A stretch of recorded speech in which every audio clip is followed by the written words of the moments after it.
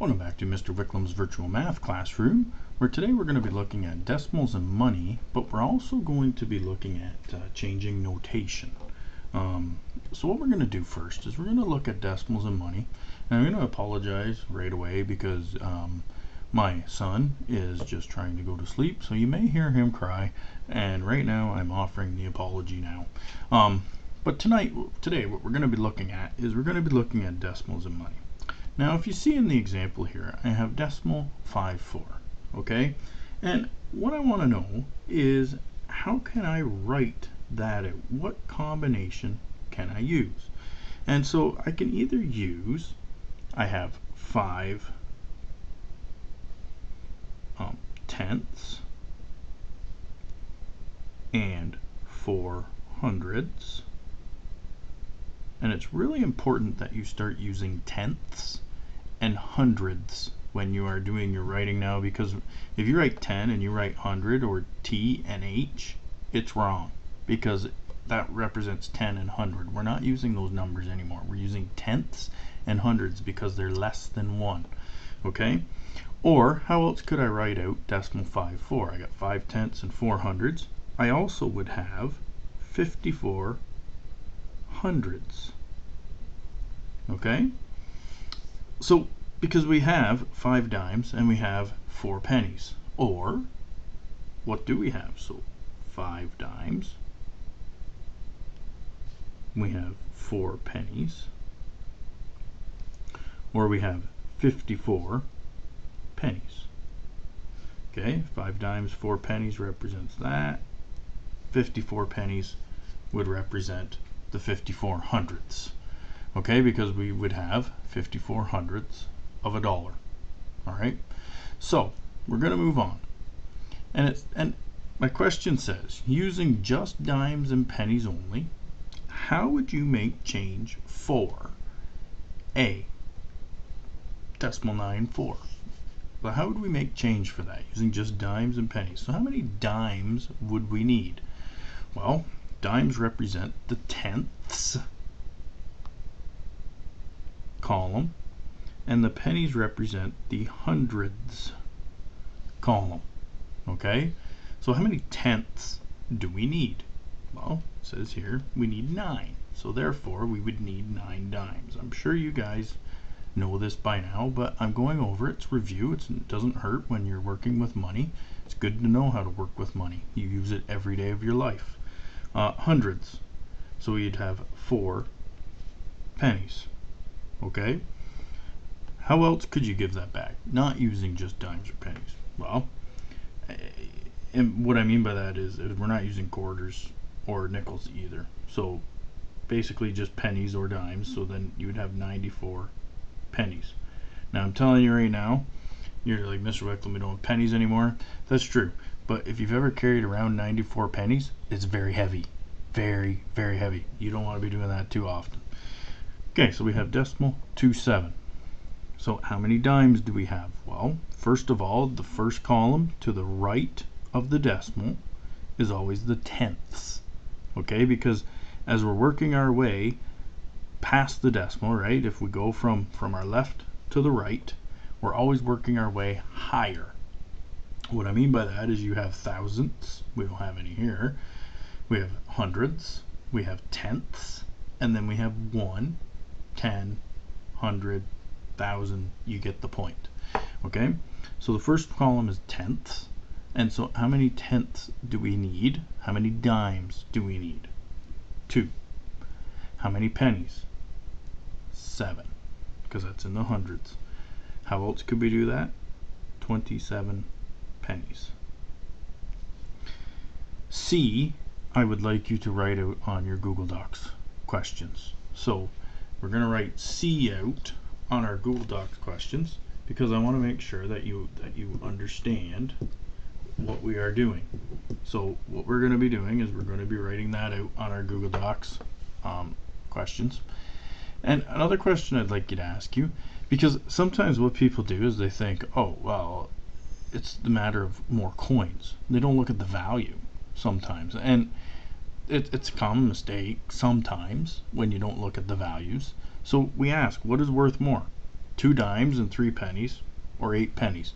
Because you guys are brilliant mathematicians, and because I've had most of you since grade 3, you guys all know and should know that 2 dimes and 3 pennies is 23 cents, and 8 pennies is what?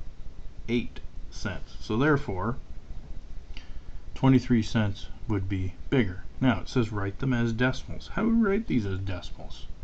Well, be decimal 23.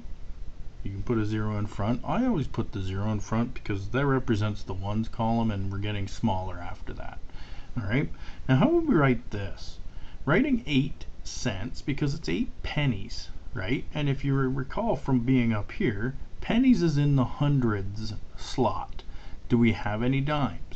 No, we do not. So therefore we would write this as 0 decimal. We don't have any dimes, we have 0 dimes and 8 pennies. That is how we would write 8 hundredths. Okay, we'd do decimal 0, 8. Okay, what I'm going to do is I'm just going to shade in some columns in my block here.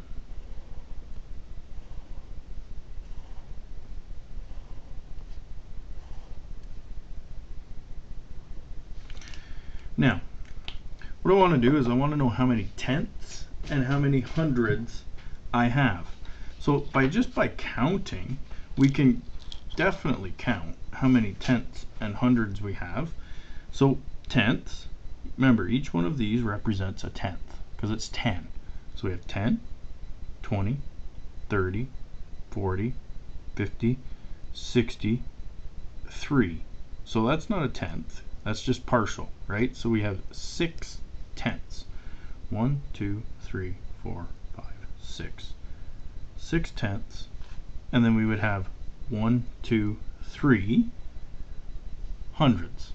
And how would we write that as a decimal? We would write 0.63. A little bit of review from yesterday and from what we've learned, I know. But it never hurts to review. It never hurts to understand the concept. We need conceptual understanding, which means understand what the concept means.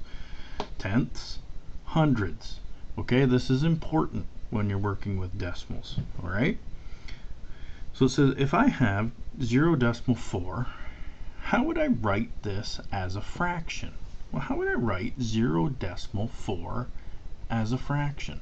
Well, let's take a look. What is the first place value past the decimal? I've been telling you about this now for the last 6.5 minutes. It's a tenth.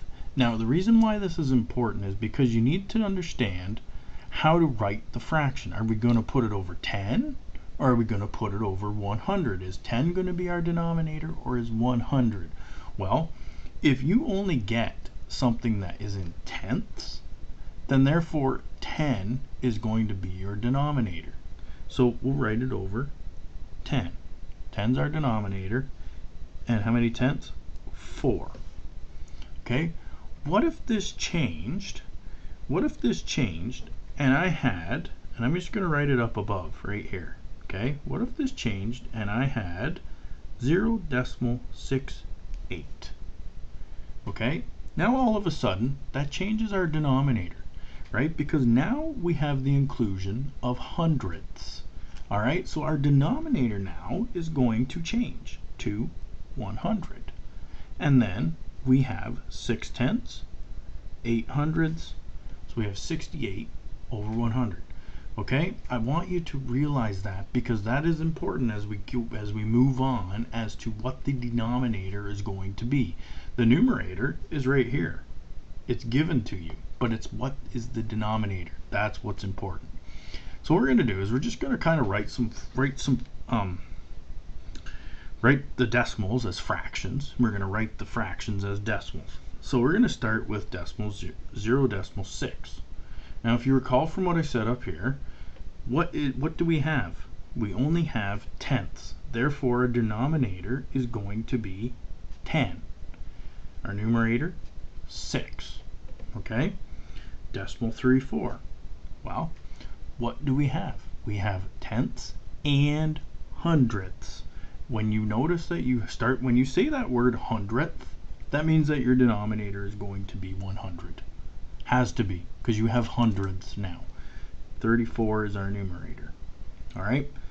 Now, what I would like you to do, Google Docs questions, I would like you to answer C and D for me. Please and thank you. I'm going to label this 2, and up above I'm going to call it 1C. Okay. And so what I would like you to do on your Google Docs questions is answer 2C and 2D for me.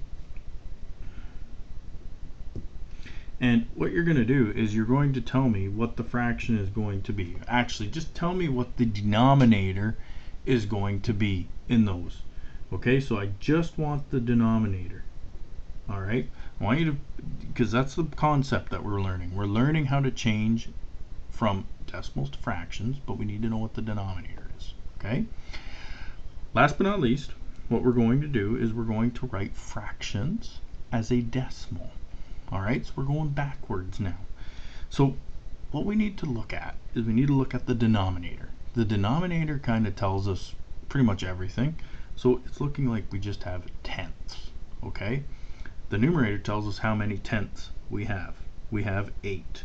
So it's 0 decimal 8. All right, there is no hundreds because, first of all, there's no two numbers in the numerator, correct? There's no tenths and hundreds. And not to mention, our denominator tells us it's in tenths. All right, we look at B, it's in hundreds. 0 decimal, well, there's our number, 7, 8. All right, this stuff is not rocket science, guys. You guys will get this easy. 0 decimal, we're in hundreds. We have 56 of them. 5, 6. What about thousandths? What about thousandths? How do we write that? Well, it's just the same as tenths and hundreds. Notice how we just tenths, one number. Hundreds, two numbers. Thousandths, no problem. 0 decimal 3, 8, 4. Okay, same strategy, same routine. All right. I believe you guys will have no problem with this concept, and I believe you have no problem with this concept, so we'll just do a little bit of practice today in your workbooks. And this is Mr. Wicklum signing off.